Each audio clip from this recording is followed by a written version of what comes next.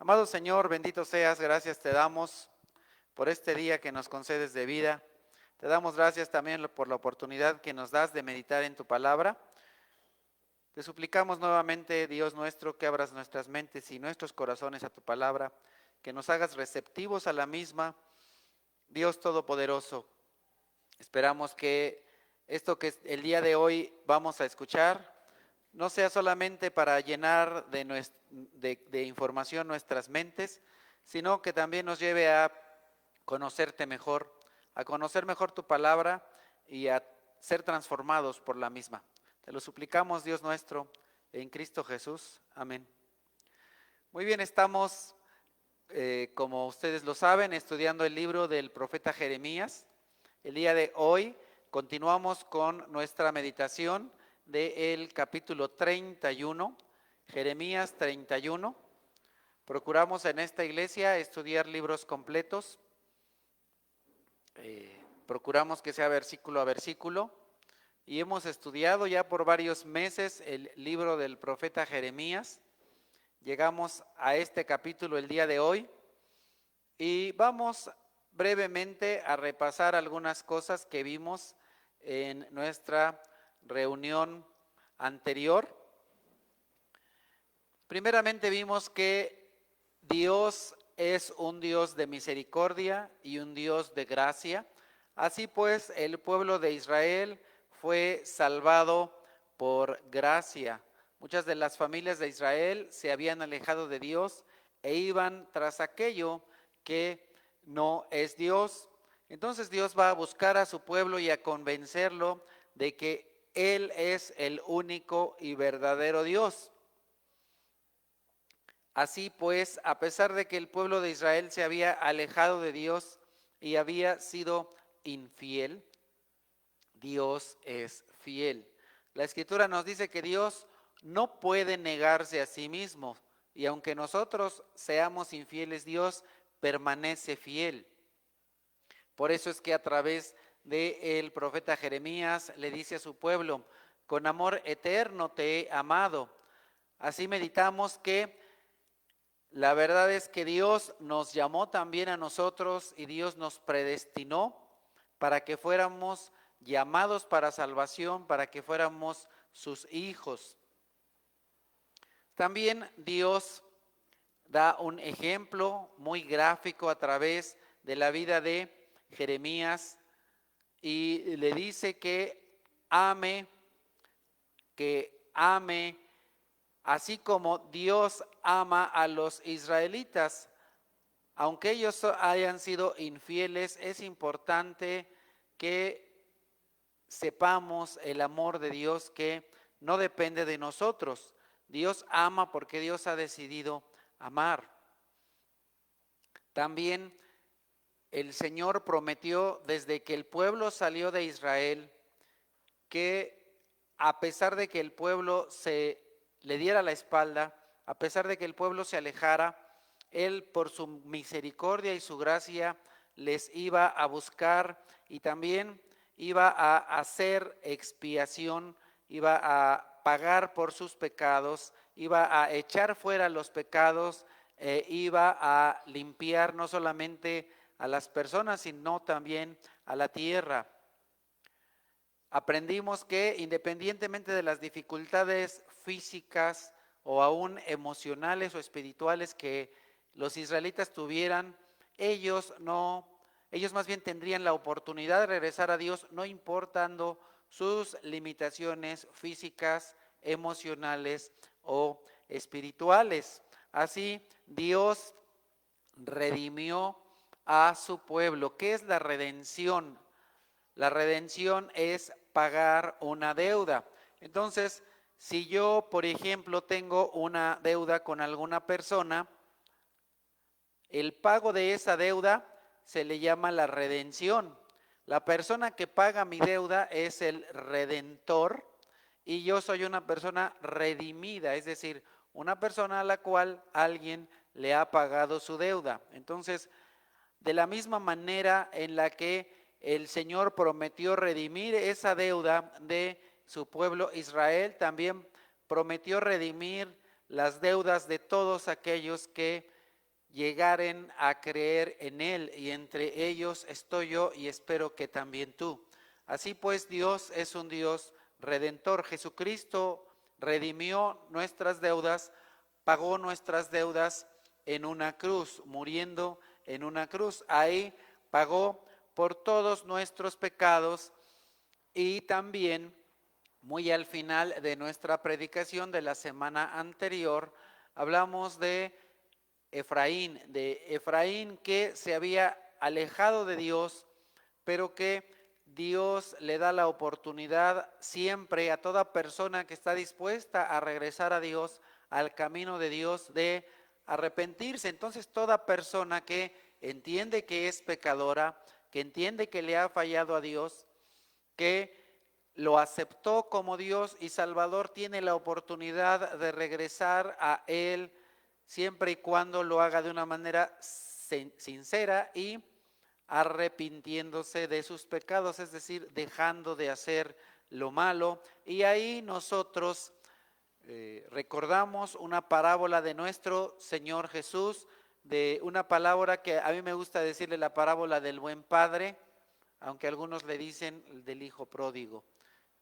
Para mí la estrella, el actor principal de esa parábola es Dios, porque el Señor Jesucristo dice, así es el reino de los cielos. Entonces, así es Dios nuestro Señor. En fin, continuamos el día de hoy y vamos adelante a partir del versículo 20, y nos dice la Escritura: ¿acaso no es Efraín mi hijo amado? ¿Acaso no es mi hijo preferido? Cada vez que lo reprendo, vuelvo a acordarme de él. Por él mi corazón se conmueve, por él siento mucha compasión, afirma el Señor. ¿Quién es Efraín? Recordemos que Dios hizo un pacto con un hombre llamado Abraham. Abraham tuvo un hijo llamado Isaac, quien heredó la promesa de Dios, e Isaac tuvo a un hijo, Jacob. Jacob tuvo a 12 hijos, y a estos 12 hijos se les llama las 12 tribus de Israel. Dentro de estas 12 tribus, dentro de estos 12 hijos, uno de ellos es José. José tuvo hijos en Egipto. José tuvo la gran bendición de Dios de llegar a ser el vicepresidente, por decirlo de alguna manera, de Egipto. No se llamaban presidente, se llamaba faraón. Entonces el segundo después de faraón fue José. Así José tuvo 2 hijos allá en Egipto, y su hijo primogénito era Efraín. Dios dio a través de su abuelo una bendición, pero Efraín se alejó de Dios. Efraín se corrompió y Dios le esperó con amor. Así como en la parábola del Padre Bueno que nosotros vimos la ocasión anterior, de la cual nos habla el Señor Jesucristo y está registrada en Lucas capítulo 15, un padre que espera a su hijo, un padre que espera que su hijo entienda que él está haciendo lo malo. También meditamos respecto de la importancia de nosotros como padres, de permitir que nuestros hijos asuman las consecuencias de sus faltas, de sus pecados. No solamente que se hagan responsables de sus pecados, sino también cuando es necesario reprenderlos. Entonces, el Señor de ninguna manera se había olvidado de Efraín, sino más bien el Señor dice, cada vez que lo reprendo vuelvo a acordarme de él. Efraín, cada vez que hace lo malo, Dios le dice, hey, no hagas esto.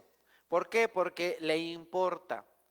Un hijo al cual el padre no reprende es sinónimo de un padre al que no le importa su hijo.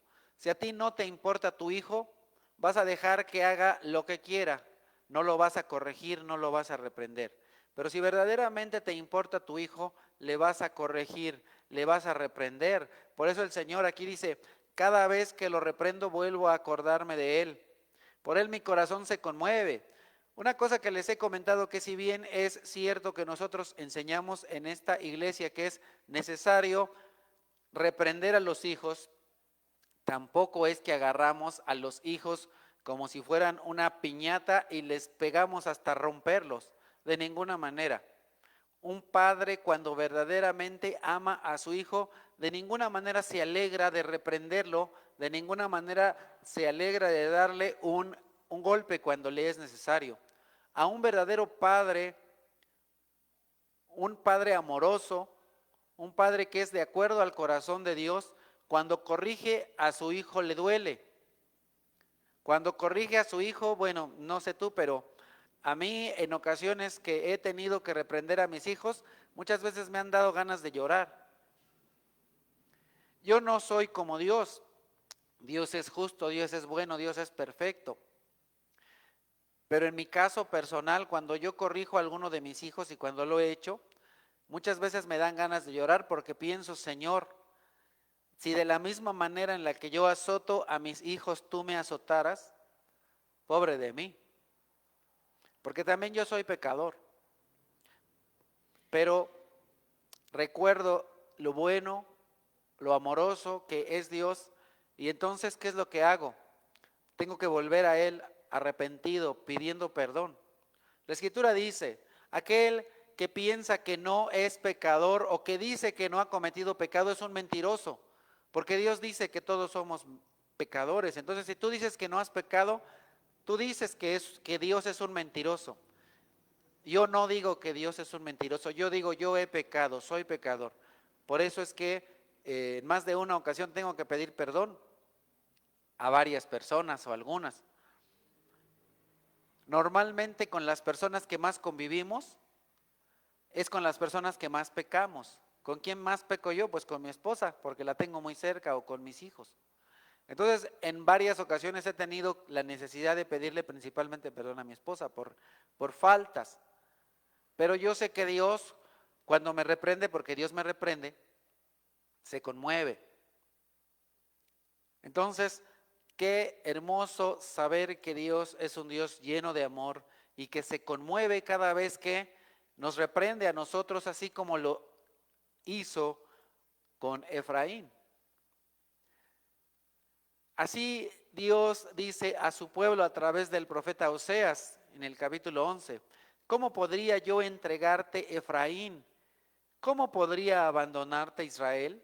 Yo no podría entregarte como entregué a Adma. Yo no podría abandonarte como a Cebollín. Dentro de mí el corazón me da vuelcos y se me conmueven las entrañas.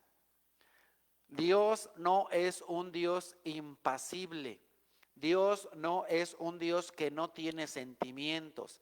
Algunas personas presentan a Dios como una persona que no siente, pero nosotros encontramos en la Biblia que Dios siente, que Dios se entristece, que Dios se alegra, que Dios se regocija, que Dios se aira o se enoja. Dios es un Dios con diferentes sentimientos. ¿Por qué tú sientes? ¿Por qué a veces te entristeces? ¿Por qué a veces te dan ganas de llorar o de reír? Porque a veces la alegría te lleva a brincar de emoción, porque tienes sentimientos. ¿Por qué? Porque de toda la creación el único ser hecho a imagen y semejanza de Dios es el hombre. Entonces Dios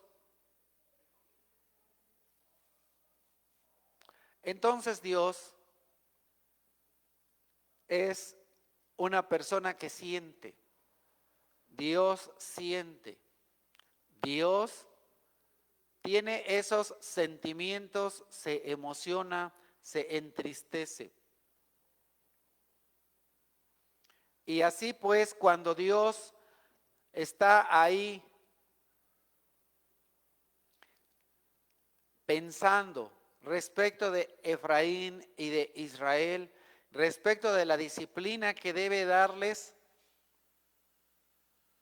recuerda a su pueblo lo que pasó con algunos lugares a los cuales Dios mandó definitivamente a que les destruyeran. ¿Por qué? Porque su pecado era muy grande, porque estaban completamente, eran regiones completamente pecadoras, que hacían cosas terribles.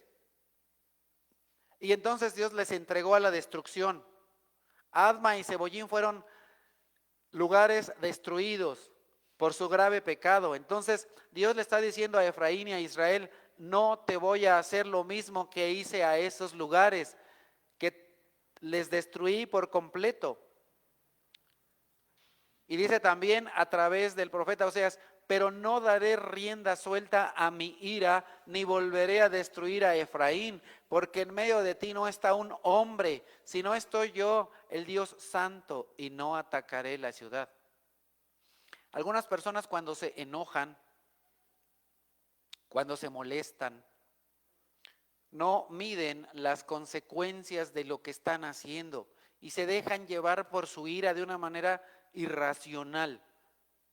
Pero no es así Dios. Dios dice: a ver, entiende, yo no soy un hombre que cuando actúa no piensa, que cuando me enojo con alguien lo hago de manera irracional.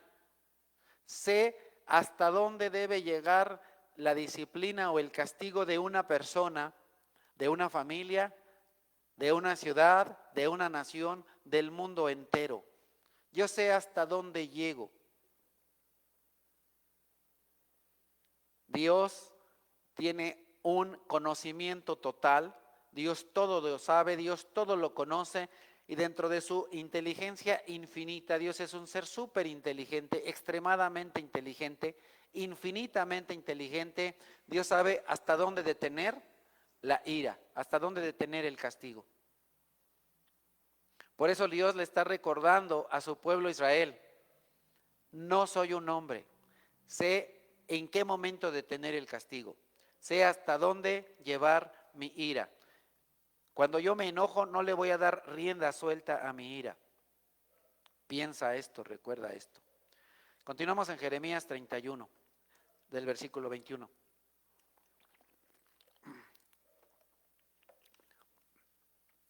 Ponte señales en el camino.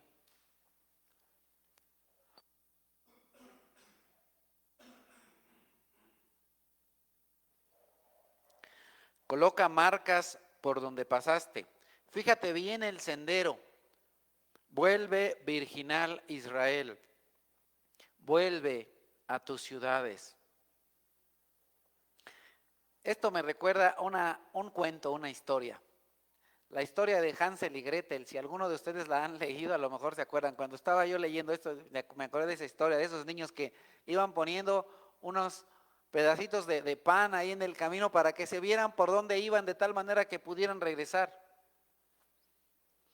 El Señor me llevó a pensar en esto.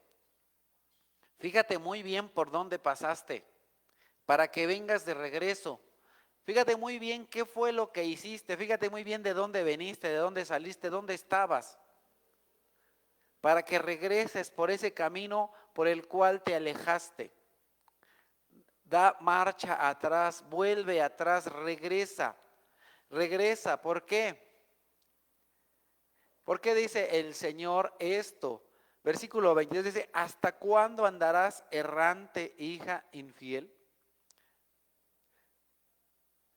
El pueblo de Israel,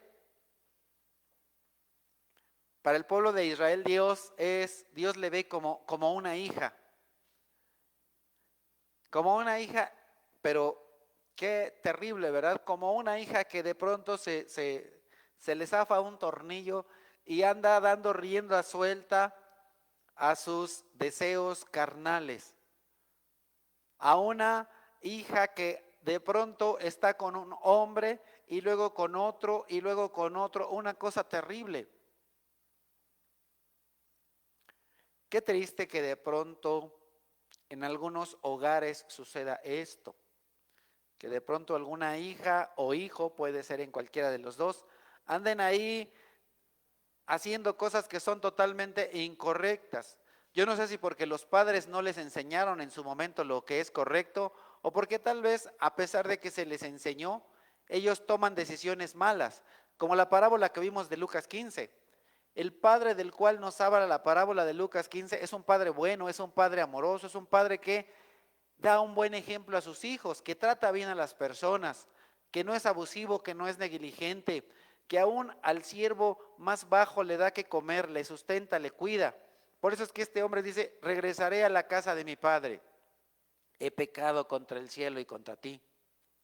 Entonces, él regresa, este joven del cual comentamos un poquito la semana anterior, regresa a ese camino, regresa a la casa del Padre. Y por eso aquí Dios le pregunta a Israel, ¿hasta cuándo andarás errante? Pero Dios también ve en un cierto sentido a Israel como a una esposa, ¿verdad? Como a una esposa. Y entonces le dice Dios a Israel, el Señor creará algo nuevo en la tierra, la mujer regresará a su esposo.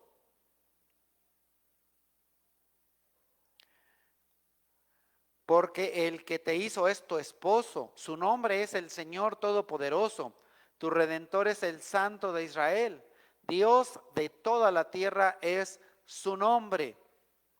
Le dice el Señor, ¿por qué andas infiel? ¿Por qué andas por allá? Si tienes esposo, tienes alguien que te ama, tienes alguien que te ama con amor eterno, tienes a una persona fiel, que soy yo, tu Dios, ¿por qué andas por ahí dando culto y adoración a todo lo que no es Dios? ¿Por qué haces eso?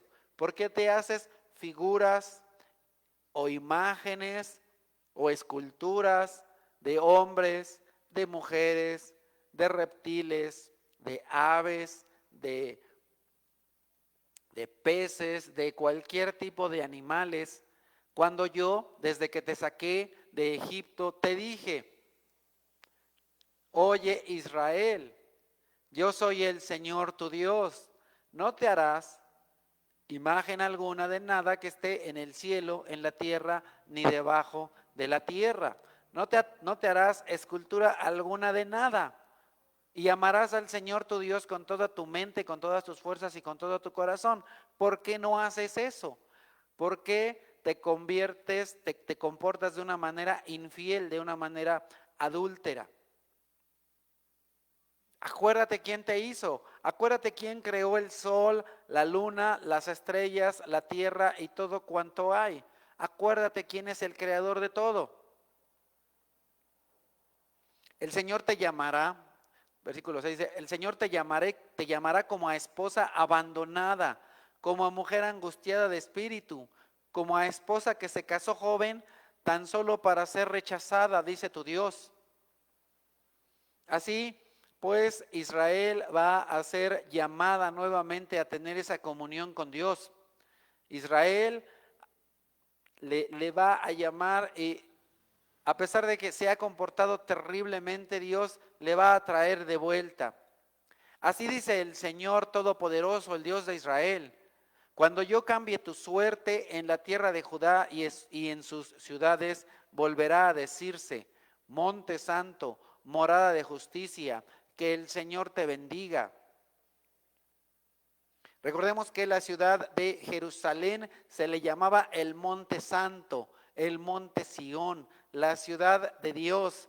Y así Dios dice, voy a cambiar tu suerte en la tierra de Judá, que es donde está ubicado el lugar en el cual Dios permitió que los hombres construyeran en su honor un templo para adorarlo.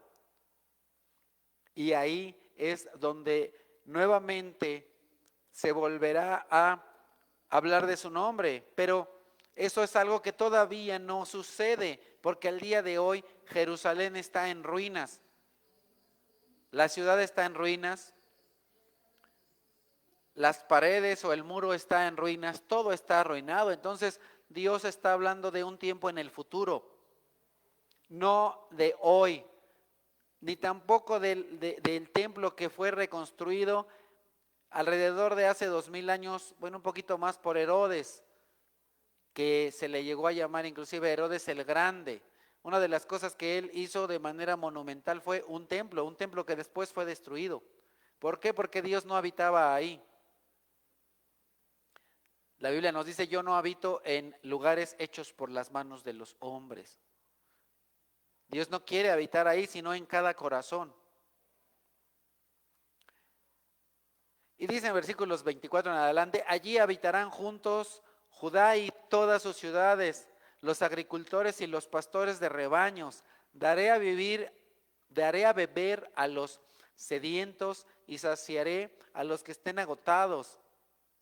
En ese momento me desperté y abrí los ojos. Había tenido un sueño agradable.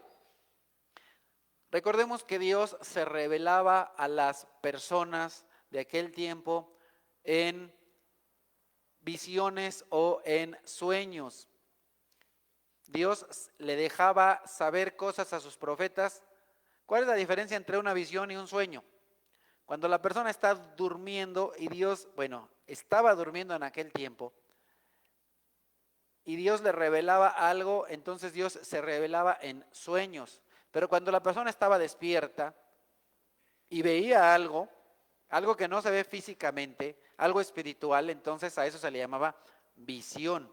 Entonces Dios se revelaba a las personas en aquel tiempo en visiones o en sueños. Entonces esto que Dios le dejó saber a Jeremías, se lo dejó saber en un sueño hermoso, un sueño agradable. Entonces Dios le dejó saber a través de un sueño a Jeremías algo que en algún momento Dios le dejó saber en una visión a Juan, la gloria de Israel, la gloria de la nueva Jerusalén. Y entonces, ya no en sueño, sino en visión, Dios le dice a Jeremías, vienen días, afirma el Señor, en que con la simiente de hombres y de animales sembraré el pueblo de Israel y la tribu de Judá. Y así como he estado vigilándolos para arrancar y derribar, para destruir y demoler y para traer calamidad, así también habré de vigilarlos para construir y plantar, afirma el Señor. Desde que Dios llamó al profeta Jeremías, le dijo, yo te he puesto para derribar y destruir, pero también para construir y plantar. Ese era el trabajo de Jeremías. Y entonces Dios está diciendo a Jeremías que él va a estar pendiente no solamente de derribar y destruir, sino también de construir y plantar. Es necesario en muchas ocasiones, en las vidas de muchas personas, empezando por ti, empezando por mí, destruir y derribar, arrancar. Hay muchas cosas que nosotros hacemos que son incorrectas, que están mal hechas. Si tú de pronto llegas a un terreno y tienes la posibilidad de tener todos los medios para construir un gran edificio, un edificio hermoso, lo primero que tienes que hacer es esas casas mal construidas, mal hechas, con palitos ahí, con varitas, derribarlas y arrancar lo que está ahí. De la misma manera, si espiritualmente tú tienes bases, fe, creencia en cosas incorrectas, lo que hay que hacer con todo eso es derribarlo, arrancarlo, destruirlo. Las cosas incorrectas de nuestras vidas las tenemos que derribar, destruir, echar fuera, tirar, demoler, quemar, para ahora sí construir algo nuevo, plantar algo nuevo. Si tú tienes una maceta pequeña y quisieras construir una planta hermosa, pero ahí en esa maceta tienes hierba, ¿qué es lo que tienes que hacer? Primero arrancar la hierba, tirarla y después ya poner una planta hermosa ahí. Porque no es correcto que en una pequeña maceta, si tú quieres plantar una flor, no sé, una rosa, la plantes ahí. ¿Por qué? Porque esa hierba que hay ahí va a consumir los nutrientes de la tierra y no va a dejar que esa rosa crezca de una manera hermosa. Entonces, si hay pensamientos, ideas, filosofías, creencias, malas creencias, falsas creencias, lo primero que tú tienes que hacer para tener verdaderamente a Dios en tu corazón, para tener al Dios verdadero en tu corazón, lo que hay que hacer es todas esas creencias incorrectas que tal vez heredaste de la sociedad, que tal vez heredaste de tus padres, hay que derribarlas, hay que tirarlas, hay que echarlas fuera, hay que demolerlas. Y Dios va a estar ahí, pendiente, vigilando que tú, al igual que el pueblo de Israel, siembres la buena semilla, la semilla de la palabra de Dios, para que crezca, para que dé fruto. Y Dios va a estar ahí pendiente. Dios dice también a través del profeta Ezequiel, y lo encontramos en Ezequiel 36, del versículo 8 en adelante: ustedes, en cambio, montes de Israel, echarán ramas y producirán frutos para mi pueblo Israel, porque ya está por regresar. Yo estoy preocupado por ustedes y los voy a proteger. Ustedes, los montes, volverán a ser sembrados y cultivados, y multiplicaré al pueblo de Israel. Las ciudades serán repobladas y reconstruidas las ruinas. Sobre ustedes multiplicaré a los hombres y animales, y ellos serán fecundos y numerosos. Los poblaré como en tiempos pasados, y los haré prosperar más que antes. Entonces sabrán que yo soy el Señor. Haré que mi pueblo Israel transite por el territorio de ustedes, y él te poseerá, y tú serás parte de su herencia, y ya nunca más los privarás de sus hijos. Qué hermosa promesa de Dios. El pueblo de Israel, que ahora estaba exiliado, que había sido sacado fuera de su territorio, de su tierra, que estaban fuera por causa de su pecado y que no se habían arrepentido, que no habían reconocido a Dios, Dios les da una nueva oportunidad y les dice: cuando ustedes regresen a mí, lo que les espera es algo hermoso, es algo glorioso. Lo que les espera cuando ustedes regresen a mí es el alimento, el sustento, el cuidado, la provisión. Cuando una persona se aleja de Dios, lo que va a encontrar es calamidad, es desgracia, es hambre. Y me puedes decir, algunas personas se alejan de Dios y les va aparentemente bien. Bueno, tal vez sí, físicamente, pero espiritualmente muchas de esas personas siguen en quiebra, en bancarrota, siguen débiles y se están muriendo, espiritualmente muertos, porque no vienen a la fuente de agua de vida, no vienen al árbol de la vida, a Dios mismo. Continuamos en Jeremías 31, vamos al versículo 29. En aquellos días no volverá a decirse: los padres comieron uvas agrias y a los hijos se les destemplaron los dientes. Al contrario, el que coma uvas agrias se le destemplarán los dientes, es decir, que cada uno morirá por su propia iniquidad. Esto que Dios dijo a través de Jeremías, también lo dijo a través del profeta Ezequiel, y lo encontramos en Ezequiel 18. El Señor me dirigió la palabra. ¿A qué viene tanta repetición de este proverbio tan conocido en Israel? En Israel entonces decían una y otra vez este proverbio: los padres comieron las uvas agrias y a los hijos se les destemplaron los dientes. ¿Qué es lo que las personas decían? Que si un padre pecaba, entonces los hijos iban a pagar por los pecados de los padres. Pero el Señor dice: no, entiendan que no es así. Entiendan que cada persona paga por sus propios pecados. No voy a cobrar a los hijos por los pecados de los padres. Cada uno pagará por su propio pecado. Por supuesto que los hijos sufren las consecuencias de las malas decisiones de los padres. Pero no es lo mismo decir que están pagando por los pecados de los padres, sino que los padres arrastran con sus pecados a sus hijos. Pero no es que los hijos estén pagando, no. Están sufriendo consecuencias de las malas decisiones, no es lo mismo. A veces nos confundimos y pensamos que es lo mismo, pero no. Pero no. Dios lo dijo a través de Jeremías y también a través de Ezequiel. Yo, el Señor omnipotente, juro por mí mismo que jamás se volverá a repetir este proverbio en Israel. La persona que peque morirá. Sepan que todas las vidas me pertenecen, tanto la del Padre como la del Hijo. Si tú como padre cometes un pecado,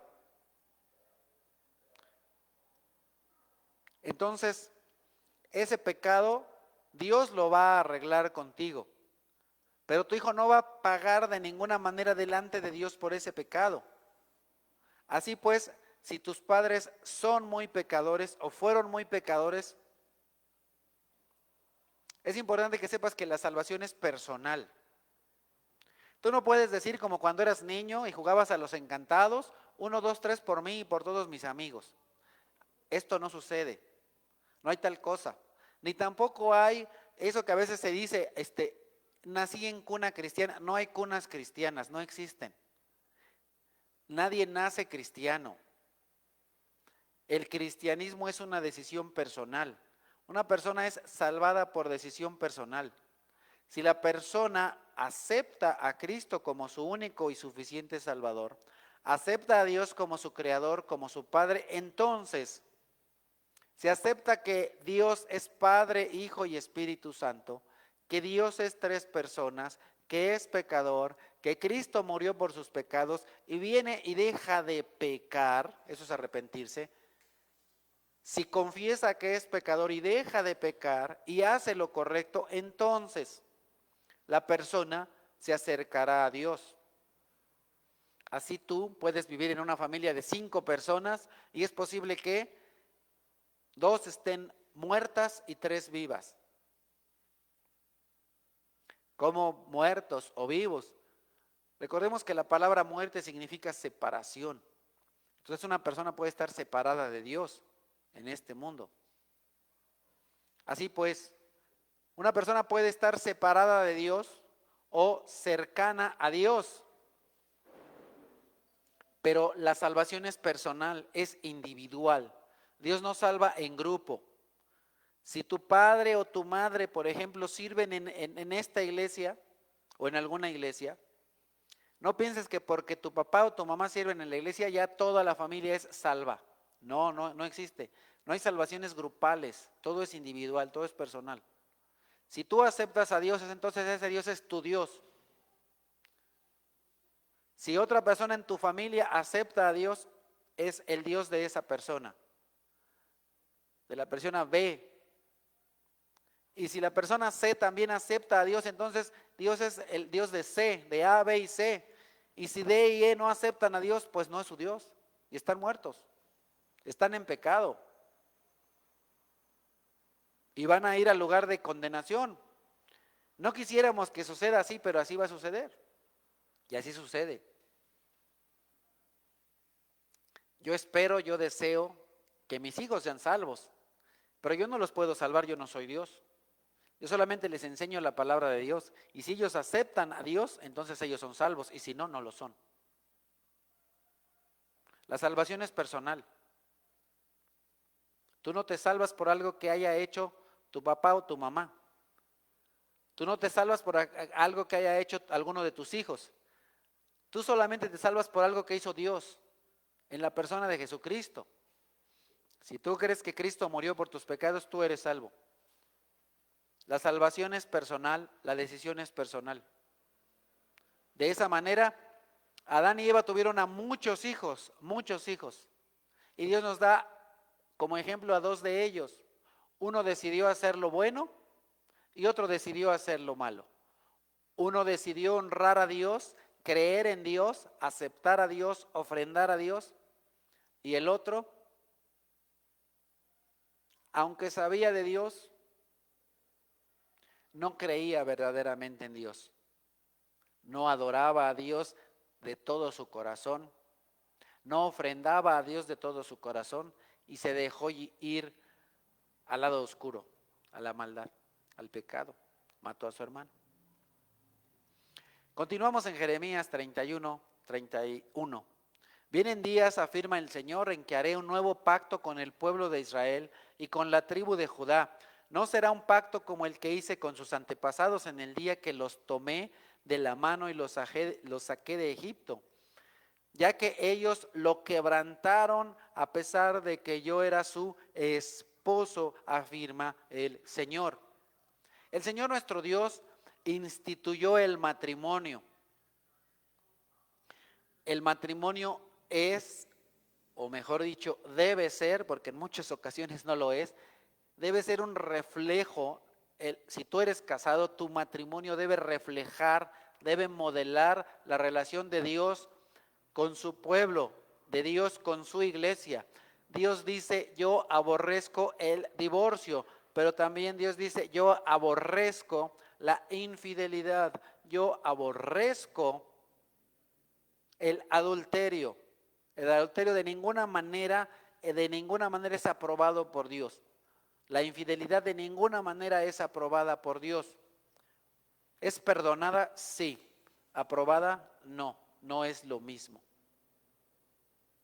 Entonces, también es importante entender que no todas las promesas que están en la Biblia son para la iglesia.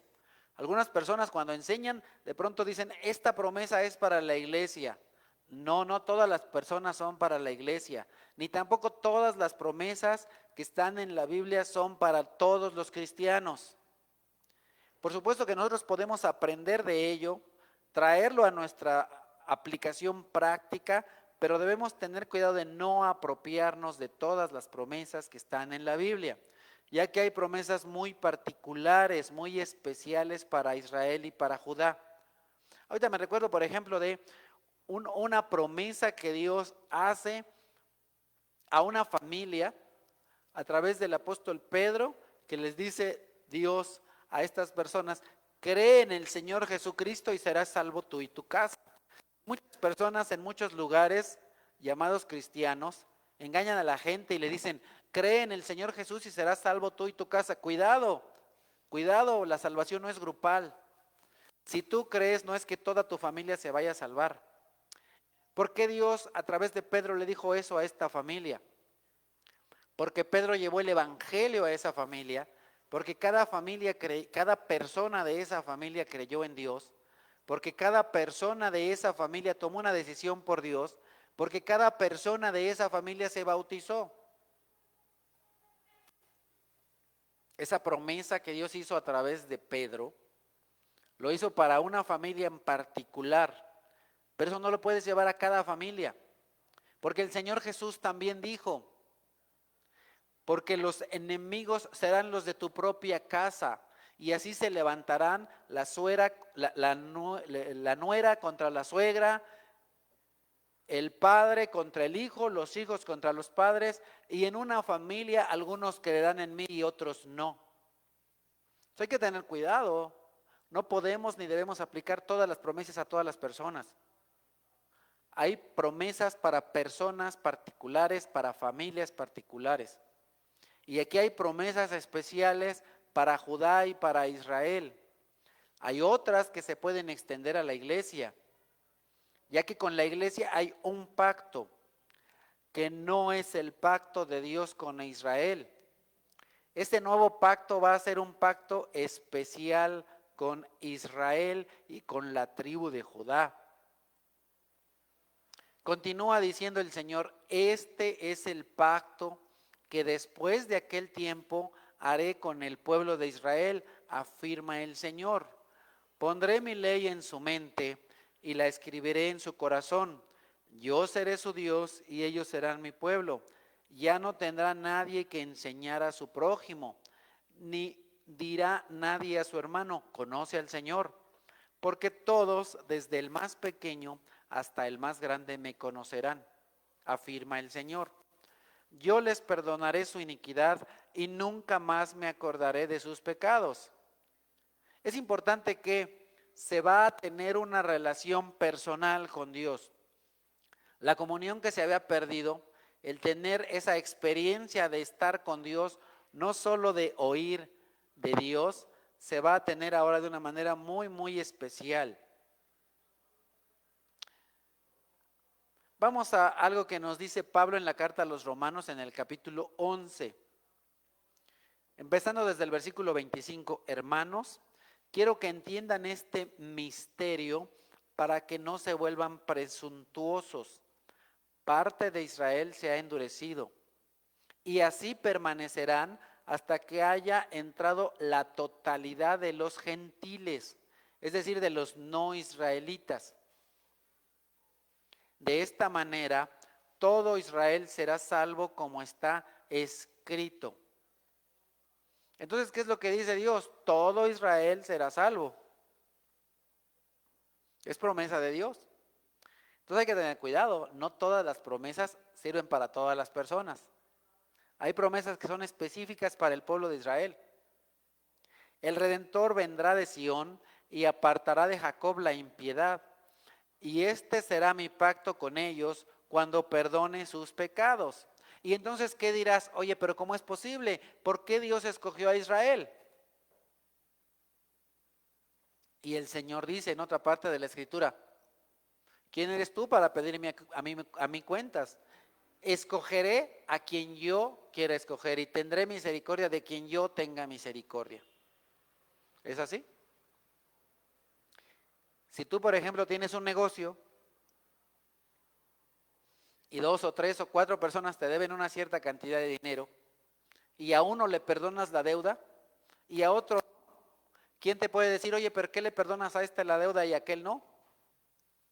Y tú le dirás, bueno, pues es mi dinero, yo puedo hacer lo que quiera con él. Si a uno le quiero regalar algo, se lo regalo. Tú no tienes por qué venir a pedirme cuentas de lo que es mío, de lo que es de mi propiedad. Entonces, si Dios determina perdonar los pecados de todo Israel, bueno, pues, ¿quién eres tú para pedirle cuentas a Dios? Si Dios quiere perdonar a todo Israel, está bien. Así dice el Señor, Jeremías 31, 35. Así dice el Señor, cuyo nombre es el Señor Todopoderoso, quien estableció el sol para alumbrar el día y la luna y las estrellas para alumbrar la noche, y agita el mar para que rujan sus olas.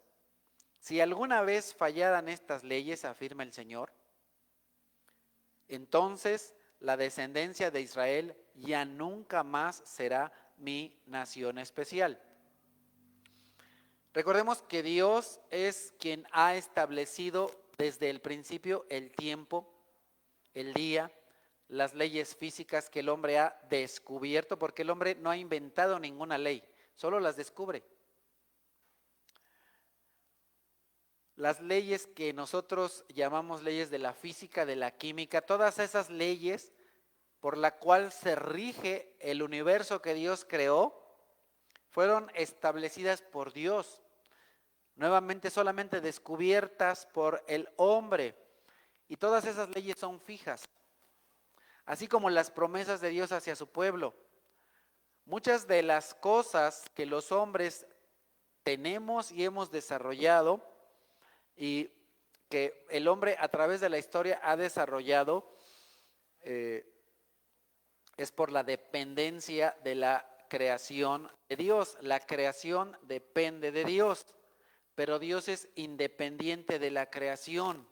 Dios mantiene todo funcionando de la misma manera. Así el agua sigue siendo agua, la gravedad funciona de cierta manera, todo funciona de una manera coherente, ordenada, porque así Dios lo dispuso. ¿Sí? Cuando llueve, el agua viene de arriba hacia abajo por la ley de la gravedad, pero el agua no va de abajo para arriba. No sucede. ¿Por qué? Porque Dios así lo dispuso. Por eso aquí dice el Señor, las leyes físicas yo las inventé, yo las creé cuando creé el mundo, el universo. Si alguna vez fallan estas leyes, entonces la descendencia de Israel no será mi nación especial. Entonces, ¿qué es lo que tenemos? Por eso hace un rato les dije, cuidado, no te apropies de todas las promesas que Dios hace a Israel. Dios hizo promesas muy específicas para su pueblo, su nación santa, que es la nación de Israel. Nosotros hemos sido injertados en ese tronco, hemos sido injertados ahí en Israel.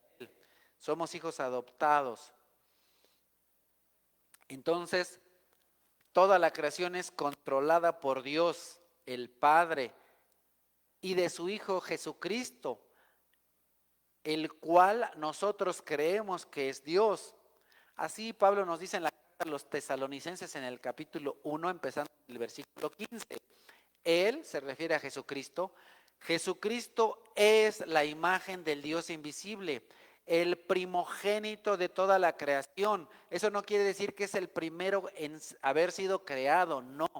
Significa que Él tiene los derechos de primogenitura. Él es el hijo mayor, Él es el que tiene el derecho sobre toda la creación. Porque por medio de Cristo fueron creadas todas las cosas, en el cielo y en la tierra, visibles e invisibles, sean tronos, poderes, principados o autoridades. Todo ha sido por medio de Jesucristo y para Jesucristo. Jesucristo es anterior a todas las cosas, que por medio de Él forman un todo coherente. Y también la carta a los Hebreos nos dice en el capítulo 1, Dios, que muchas veces y de varias maneras habló a nuestros antepasados en otras épocas, por medio de los profetas, en estos días finales nos ha hablado por medio de su Hijo. A su Hijo, lo designó heredero de todo, y por medio de Él, es decir, por medio de Cristo, hizo el universo. A eso se refiere con Él es el primogénito, es decir, Él es el heredero. Él es el heredero de todo. Y por medio de Él, ¿de quién? Del Hijo. Eso es lo que las sectas no aceptan y enseñan incorrectamente. Así tenemos algunas sectas cuyo nombre no voy a mencionar. Bueno, normalmente no los menciono, pero sí bueno también que a veces los mencione, ¿verdad? Los testigos de Jehová, los mormones, los adventistas. Personas que no creen en la Trinidad. Debemos tener cuidado con ese tipo de enseñanzas incorrectas, no basadas en la Biblia, totalmente torcidas y malinterpretadas. El Hijo, versículo 3 de Hebreos 1, el Hijo es el esplendor de la gloria de Dios, la fiel imagen de lo que Él es. Él es de la misma sustancia que Dios y el que sostiene todas las cosas con su palabra poderosa. Después de llevar a cabo la purificación de los pecados, se sentó a la derecha de la majestad, o sea, a la derecha de Dios en las alturas. Y el Salmo 119 nos dice, tu palabra, Señor, es eterna y está firme en los cielos. Tu fidelidad permanece para siempre. Estableciste la tierra y quedó firme. Todo subsiste hoy conforme a tus decretos, porque todo está a tu servicio. Todo está a tu servicio. ¿Por qué venimos diciendo todo esto? Por lo que dice Jeremías en el capítulo 31. ¿Ya? Dice, si acaso,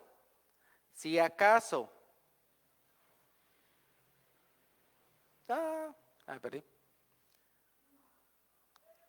Aquí tengo, ahí voy. Si algunas veces fallaran estas leyes, afirma el Señor, entonces la descendencia de Israel ya nunca más sería mi nación especial. ¿Qué leyes? las leyes físicas. ¿Por qué? Les decía, porque de pronto a veces dicen, oye, este cuate habla de un montón de cosas y parece que se sale del tema. No, no me salgo del tema, es el mismo. Punto, no se me pierdan. ¿Quién creó el cielo, el sol, la luna, las estrellas, todo el universo? Dios.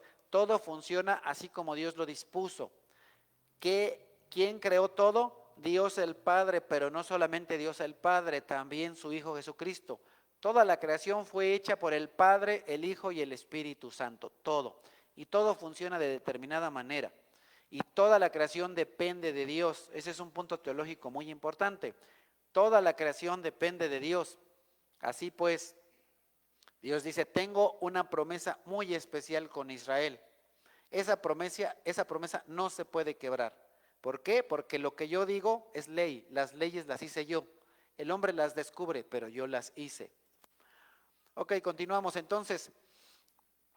Vamos a Jeremías 31, 37, dice la escritura, así dice el Señor, si se pudieran medir los cielos en lo alto y en lo bajo explorar los cimientos de la tierra, entonces yo rechazaría la descendencia de Israel por todo lo que ha hecho, afirma el Señor.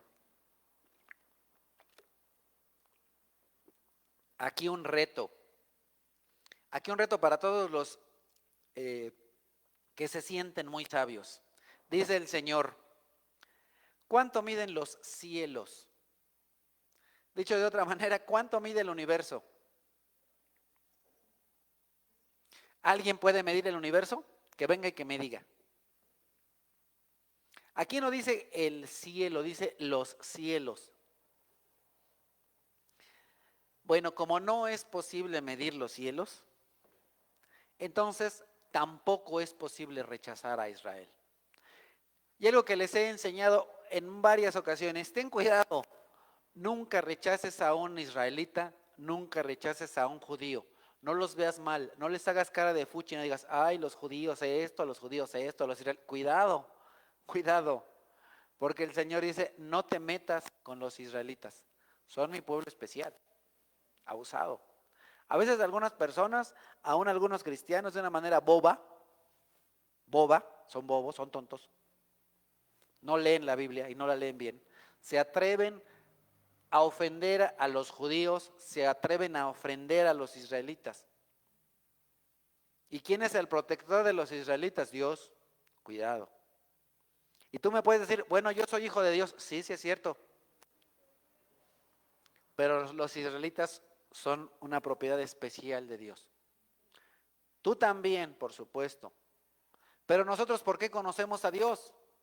Por los israelitas, por los judíos. Jesucristo fue judío.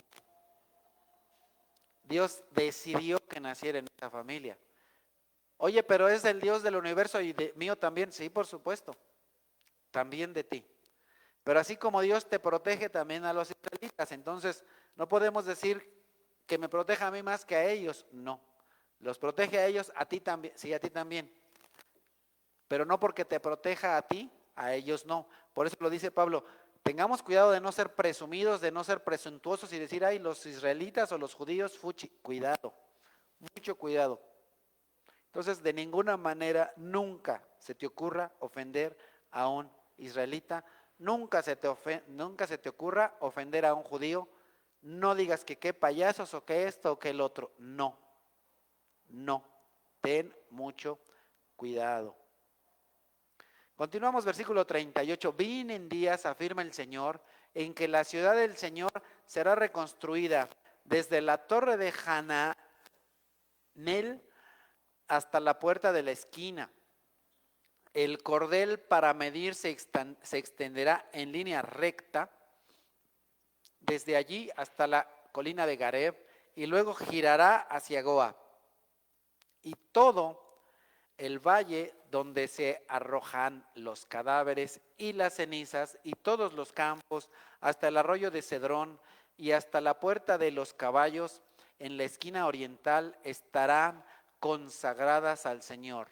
Nunca más la ciudad será arrancada ni derribada. Aquí los límites que se mencionan son los límites superiores son unos límites superiores más grandes que la construcción de la ciudad original. Además de que se mencionan lugares que en ese tiempo se consideraban impuros, pero que en el futuro serán santos. Entonces, no solo la parte principal de la ciudad será santa, no solamente el área que ocupaba el templo será santa, sino aún los alrededores de la ciudad serán santos. Entonces, toda la ciudad en el futuro será santa, la ciudad de Israel. La ciudad de Jerusalén, perdón, la ciudad de Jerusalén. No solo el área del templo, sino toda la ciudad de Jerusalén será santa. ¿Cuándo sucederá eso? En el tiempo del fin, en el tiempo del cual nos habla Juan en el libro del Apocalipsis. Muy bien, entonces, ¿qué aprendimos el día de hoy? Vamos a brevemente recordar qué aprendimos hoy. Primeramente, que Dios no es un Dios impasivo o sin sentimientos. Dios es un Dios que tiene sentimientos, que sufre, que siente y que de ninguna manera se alegra con castigar o reprender a su hijo, sino más bien siente compasión, se entristece, se duele. En algunas partes dice, me duelo del castigo. Que Dios, a pesar de castigar a sus hijos, de ninguna manera está en su mente, en su corazón, destruirlos. Eso lo vimos la ocasión pasada y hoy lo volvemos a ver. Hay una diferencia entre el castigo para un enemigo de Dios y el castigo para un hijo. Un hijo se castiga para corregirlo y un enemigo para destruirlo. A los enemigos Dios los va a destruir a través de su castigo y a los hijos los va a corregir a través de su castigo. También aprendimos que Dios ve a su pueblo Israel a veces como una hija, a veces como una esposa, pero le invita a dejar de ser infiel, es decir, a adorar, alabar, honrar a cualquier cosa que no sea Dios. Y es importante saber que Dios quiere que regresemos a Dios, que regresemos a su palabra. También que Dios tiene promesas muy hermosas e importantes para su nación Israel, pero también para la ciudad de Jerusalén. Así pues, la persona que vuelve a Dios, Dios promete, pero de manera especial a los israelitas, darles de beber, y que Dios tiene preparado para el pueblo de Israel un lugar santo, un lugar especial, un lugar que, como hemos visto en los evangelios, un lugar que también Dios va a compartir con nosotros. Aprendimos que para poder tener una nueva enseñanza, para hacer las cosas de la manera correcta, mejor dicho, hay que demoler, destruir, derribar toda la falsa creencia que tenemos, mucha de ella heredada de nuestros padres. También es importante aprender que delante de Dios cada uno de nosotros pagará por su propio pecado, que padres no pagan pecados por hijos, ni hijos pecados de padres, sino que cada uno es responsable delante de Dios, y que es importante aceptar a Dios como Señor y Salvador. Aprendimos que llegará un momento en el cual no será necesario enseñar de Dios. ¿Por qué? Porque las personas le conocerán, tendrán una relación especial con Dios. También Dios nos dice que llegará un tiempo en el cual todo va a ser como en el principio. En el principio, en Edén, el hombre tenía comunión con Dios, platicaba con Dios, Dios se paseaba en el huerto y había una relación personal única con Dios. Llegará un tiempo en el que Israel hará eso, pero también todo Toda persona que ha puesto su fe en Dios y en Cristo como su Salvador, también podemos compartir de esta hermosa promesa. Aprendimos la importancia de tener cuidado de ofender, lastimar a los israelitas, a los judíos, porque ellos son propiedad especial de Dios y ha hecho promesas especiales, específicas con su pueblo Israel, promesas que de ninguna manera van a ser rotas, porque Dios es firme en estas hermosas y maravillosas promesas. También aprendimos un montón de cosas, ¿verdad? Aprendimos que la ciudad de Jerusalén va a ser reconstruida y totalmente santa. No solo el templo de Dios, sino toda la ciudad será una ciudad santa, la santa Sión.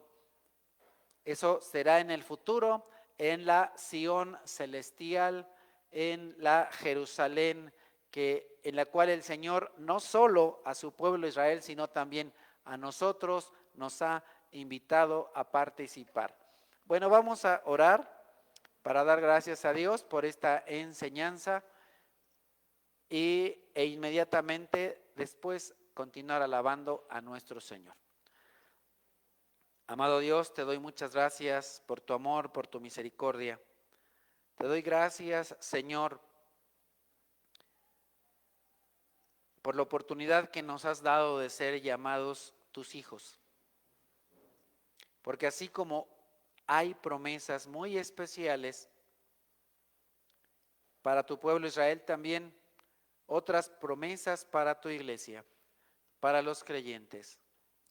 Te agradezco, Señor, por la oportunidad que me has dado de conocer a ti, al único Dios verdadero, al Dios vivo, por la oportunidad que nos has dado de conocer a tu Hijo Jesucristo y reconocerlo como Dios, como Señor, por la oportunidad que nos has dado de conocer a la persona del Espíritu Santo que también es Dios. Y te damos gracias, Señor, por todas las hermosas y maravillosas promesas que has dado a tu pueblo Israel y a la santa ciudad de Jerusalén, la cual nosotros esperamos con ansias, con gozo, de la cual tú nos has hecho saber a través de Jesucristo que nosotros también vamos a compartir de esta hermosa y santa ciudad. Por eso te bendecimos, Señor, porque nos has adoptado como hijos y nos vas a dar esta gran oportunidad, más bien ya nos la diste, pero la vamos a poder disfrutar en persona cuando lleguemos a tu presencia, y te damos gracias por todo. En el nombre de Cristo Jesús. Amén. Muy bien.